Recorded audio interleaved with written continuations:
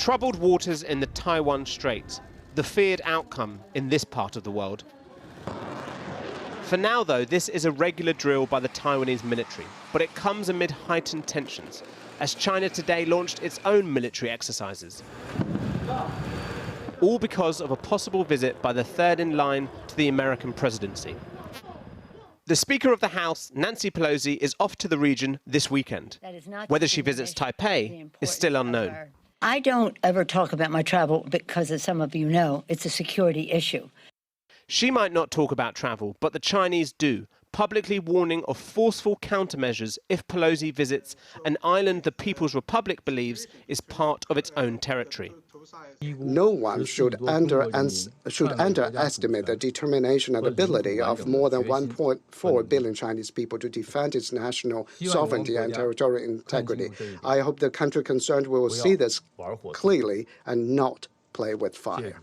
So when it comes to this war of words, the rhetoric, how worried are you about the current situation? The real danger in here that a possible conflict is very likely, but it doesn't mean it's not avoidable. Now, the problem is now, well, towards the direction as perhaps one of the lowest point of China-US relations.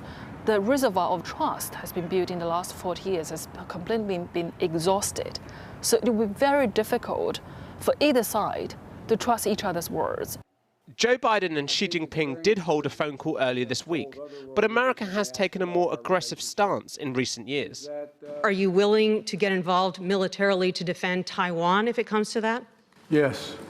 China too has increased its sorties into Taiwan's defense zone, as President Xi solidifies his grip on power, with the National Congress this November set to install him for a third term, a first since Chairman Mao. All of this risks breaking the delicate status quo.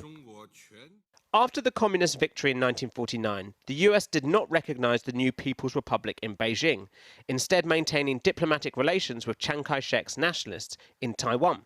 But in 1979, the US established official ties with Beijing and closed its Taipei embassy.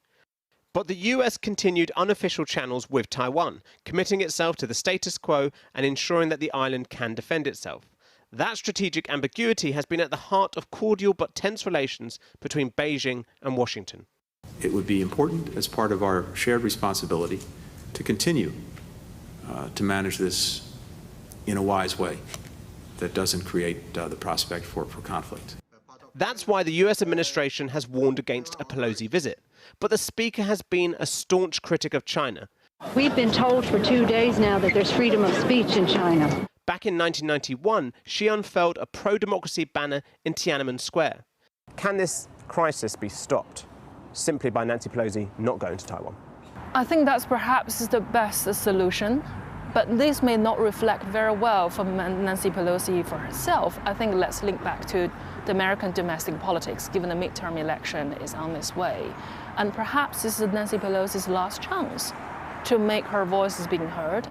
For now, despite the posturing and the threats, neither side wants an all-out war that neither side can be convinced of winning. But the strategic ambiguity of the status quo feels like it can only last so long, given President Xi wants a unified China by 2049.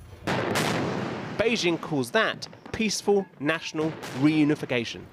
But nothing is ever peaceful here, when even one simple visit carries such monumental consequences.